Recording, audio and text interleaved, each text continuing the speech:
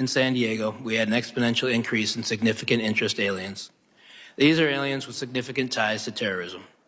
Prior to this administration, the San Diego sector averaged 10 to 15 SIA arrests per year.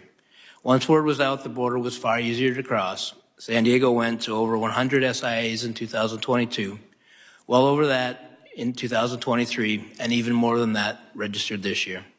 These are only the ones we caught. At the time, I was told I could not release any information on this increase in SIAs or mention any of the arrests. The administration was trying to convince the public there was no threat at the border. Fentanyl is another issue. The San Diego area sees between 80 and 90% of the methamphetamine and fentanyl seizures annually for our entire country. With little enforcement at the border, these drugs were coming through en masse. During my last year in San Diego, the price for a single pill of fentanyl, for example, went from $10 to 25 cents.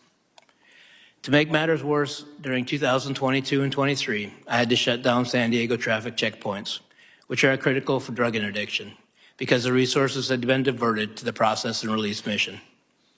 The large numbers also had and still have a negative impact on the San Diego community. I had to release illegal aliens by the hundreds each day into communities who could not support them.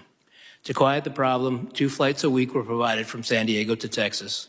These flights simply brought aliens that would have been released in San Diego over to Texas. Each flight cost approximately $150,000. This was the administration's way to try and quiet the border-wide crisis.